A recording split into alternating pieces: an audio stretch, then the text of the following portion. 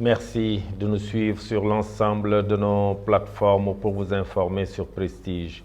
Au sommaire de cette édition, préparation de la Tabaski, la région de Thiès vise un objectif de 200 000 moutons pour assurer un bon approvisionnement du marché.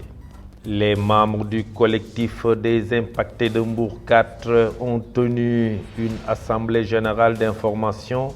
C'est sur l'avancement des jalons posés depuis la démolition de leur maison. Et puis bientôt l'hivernage qui trouble le sommeil des habitants du quartier Ghent qui ont élu domicile sur une zone favorable aux inondations. Ils souhaitent la reprise des travaux du canal afin de faciliter l'évacuation des eaux pendant l'hivernage. La page de l'actualité nationale avant celle de l'actualité internationale et la page des sports viendra boucler ce journal dans un court instant. Le développement.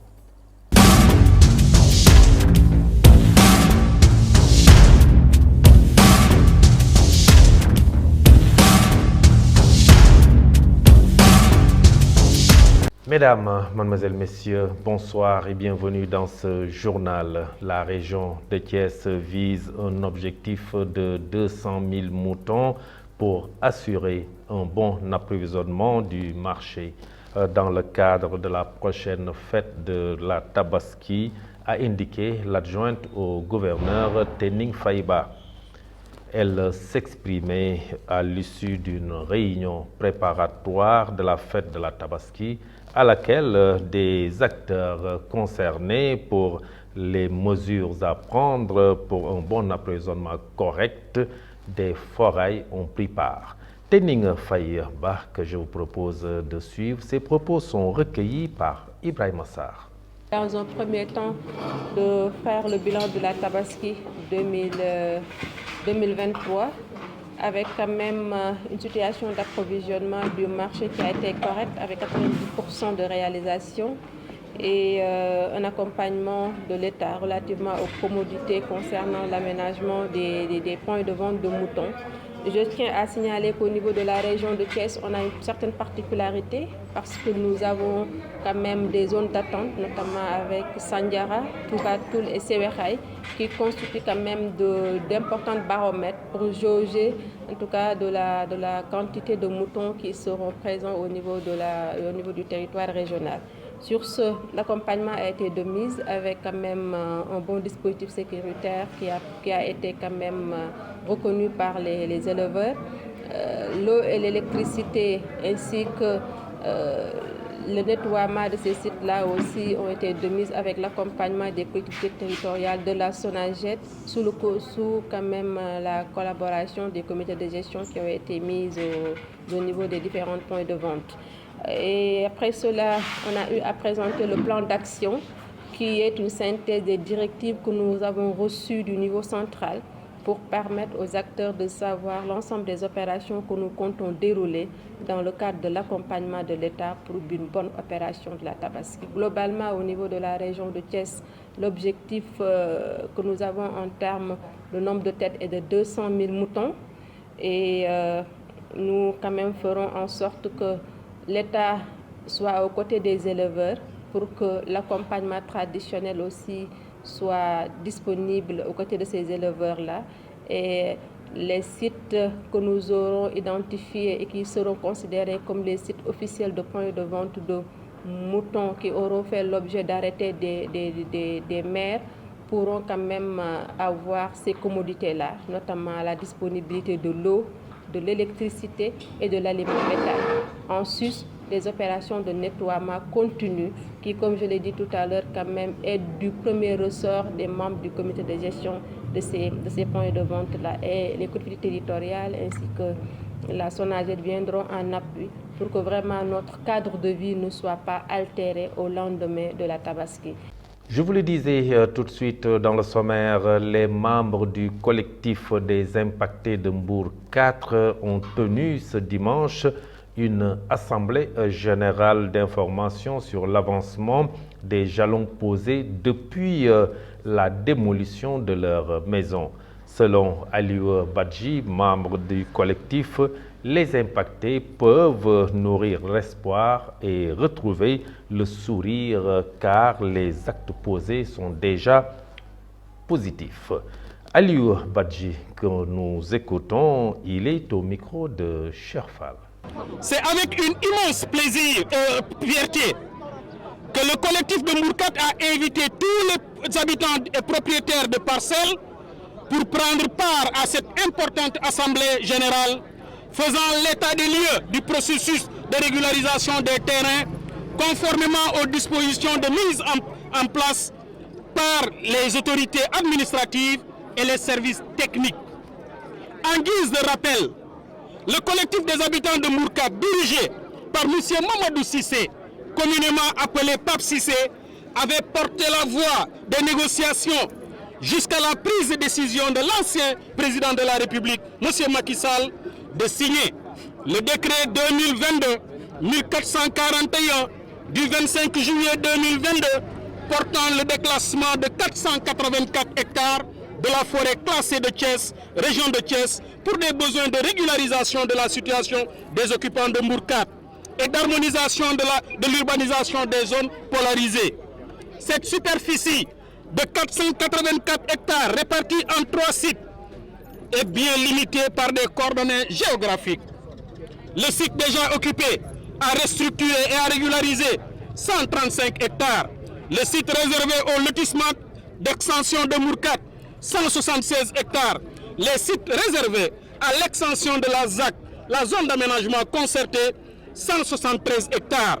En effet, les autorités et les services rattachés en charge de l'exécution du dit décret ont pris toutes les dispositions utiles, nécessaires, réglementaires pour gérer les plans de lotissement, de restructuration et d'extension, ainsi que le plan de zonage de l'assiette.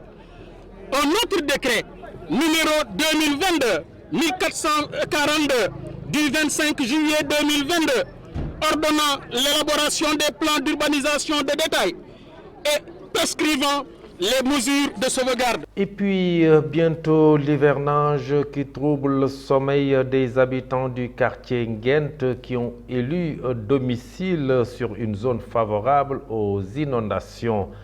S'y ajoute l'arrêt des travaux du canal qui favorise l'évacuation des eaux pluviales. Conscients des aléas qui les attendent, une fois que Dame Pluie ouvre ses vannes, ces populations ont exprimé leur souhait pour la reprise des travaux du canal afin de faciliter l'évacuation des eaux pluviales.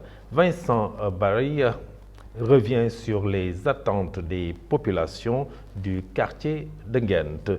Le voici au micro de Moustapha Mbaye Doudoudiaye. Oui, le canal a été donc est en cours de réalisation avec, je pense, la compagnie sénégalaise des travaux publics.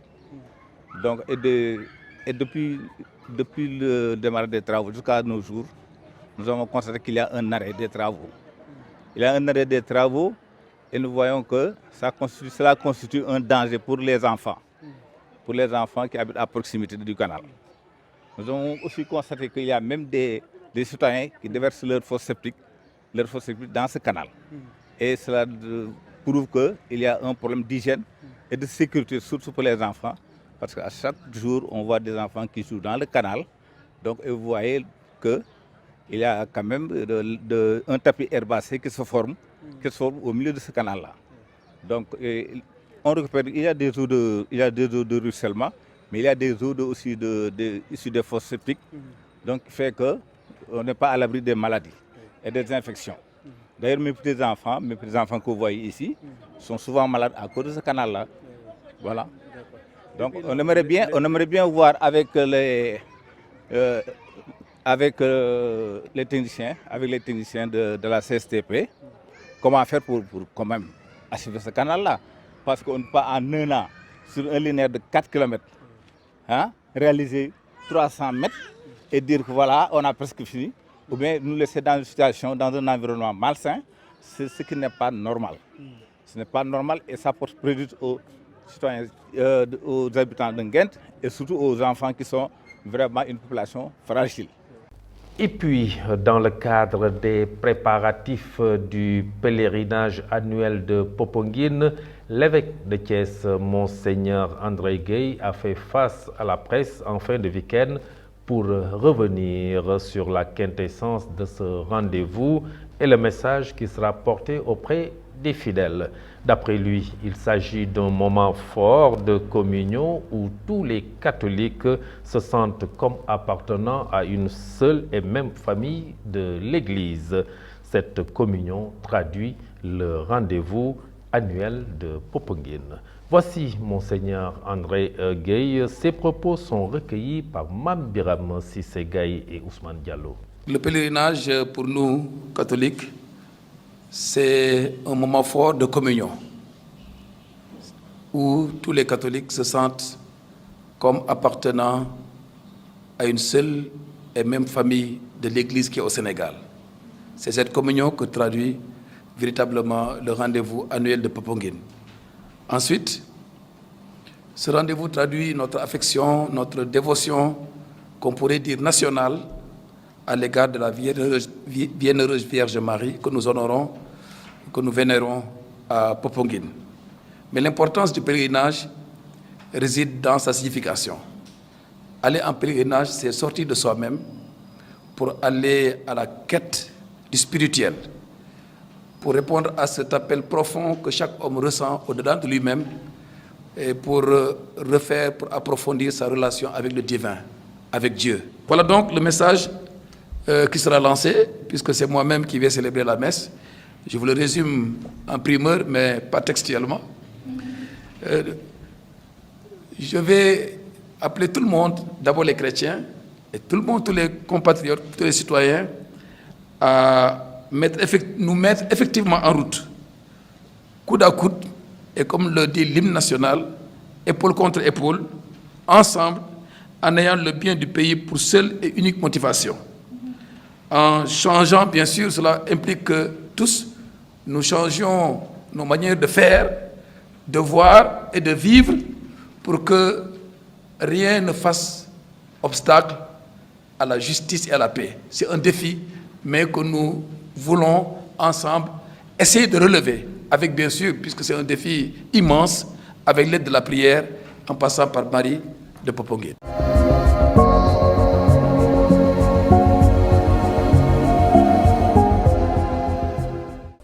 Et dans la page de l'actualité nationale, les collectivités territoriales, une grève de 120 heures décrétée par l'intersyndicale.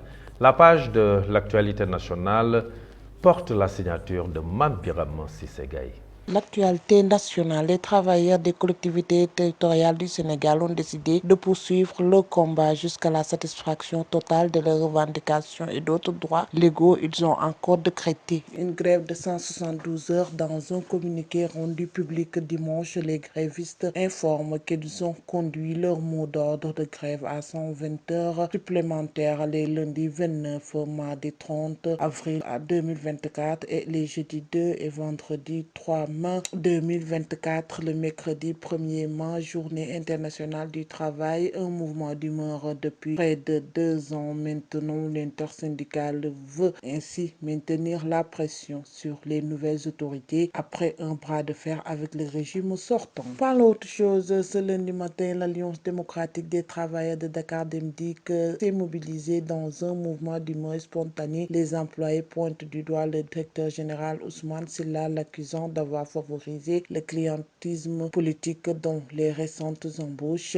En signe de protestation, ils ont bloqué la circulation, paralysant ainsi tout le réseau de bus. Terminons avec ce même lundi 29 avril 2024, le Sénégal a inauguré un nouveau système de pointage biométrique dans le cadre de la modernisation de l'administration publique sous l'égide d'Olivier Boucal, ministre de la fonction publique et de la réforme du service public. Ce système combinant la technologie biométrique et la vidéosurveillance vise à améliorer le suivi des horaires et la présence des agents au travail. Le système de pointage biométrique a été lancé au ministère de la fonction publique. Désormais, les employés sont tenus de respecter les horaires de travail fixés de 8h à 17h de lundi au vendredi avec une pause d'une heure de 13h30 à 14h30 comme stipulé dans le décret numéro 96 677 du 7 août 1996. C'était tout pour cette actualité. Et dans la page de l'actualité internationale au Togo, des élections législatives décisives après une réforme clivante de la Constitution. C'est un rapide survol. Mamadou Saturne Dione. L'actualité internationale sur Prestige TV que nous démarrons au Kenya où au moins 42 personnes sont mortes après la rupture d'un barrage au nord-ouest de la capitale Nairobi ce lundi 29 avril alors que le pays est balayé par des pluies diluviennes aux conséquences meurtrières et garde ses écoles fermées. Le barrage a craqué près de la ville de Mai-Maihu dans le comté de Nakuru, dans la vallée du Rift, à une centaine de kilomètres au nord-ouest de Nairobi, emportant des maisons et submergeant des axes routiers désormais coupés à la circulation. Au Togo, après l'adoption d'une nouvelle constitution ayant enfin basculé le pays d'un régime présidentiel à un régime parlementaire, les Togolais sont appelés aux urnes ce lundi 29 avril pour élire les membres de l'Assemblée nationale, mais aussi leurs conseils régionaux. Le président Faure Gnassingbé, en place depuis 2005, espère voir son parti l'UNUR remporter les élections afin de se maintenir au pouvoir comme président du Conseil des ministres. Bouclons ce rapide survol de l'actualité internationale au Moyen-Orient où les combattants du Hamas ont lancé une salve de roquettes depuis le sud du Liban en direction d'une position militaire israélienne, ont indiqué les brigades Ezzedine Al-Qassam dans un communiqué sur Telegram. L'armée israélienne a de son côté confirmé qu'une vingtaine de tirs avaient été effectués depuis le Liban sur le territoire israélien, ajoutant avoir intercepté la plupart des roquettes et avoir frappé l'origine du feu. Aucun blessé ni dégâts n'a été signalé, a indiqué l'armée de l'État hébreu.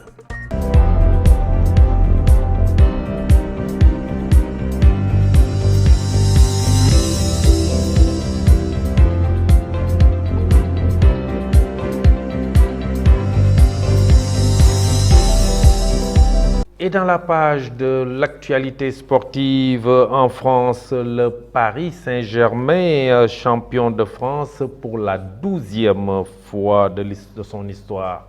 La page de l'actualité sportive, c'est avec Ibrahima Sarr. L'actualité sportive, le PSG a remporté dimanche 28 avril son 12e titre de champion de France grâce à la défaite de Monaco à Lyon 3-2 et peut se désormais projeter sur un triplé historique avec la Ligue des Champions et la Coupe de France. Cette victoire est aussi un bon présage avant le match important contre le Borussia Dortmund en demi-finale de la Ligue des Champions. Le PSG s'approche de ce rendez-vous avec un moral au beau fixe, libéré de la pression du championnat. Par l'autre chose, à l'issue des demi-finales retour de la Ligue des Champions africaine disputée vendredi, on connaît les 4 qualifiés africaines pour la Coupe du Monde des clubs, nouveau format qui opposera 32 équipes à l'été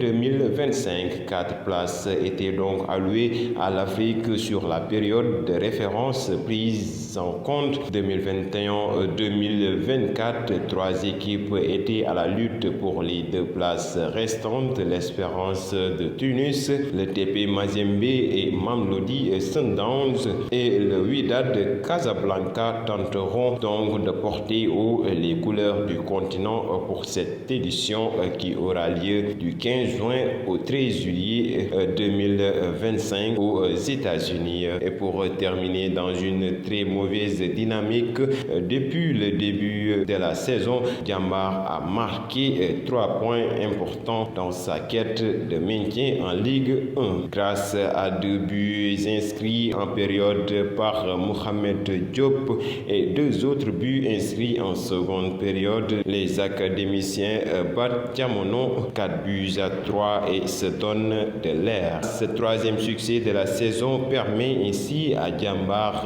14e et 17 points de croire au maintien à 5 journées de la fin. C'était tout pour cette actualité sportive. Merci beaucoup Ibrahim Sarr pour cette page sportive qui boucle cette édition du soir. Merci de l'avoir suivi. Derrière la version Wolof avec Fatou Fall, mais ne quittez pas, juste après vous aurez votre émission Grand Format Sport Prestige.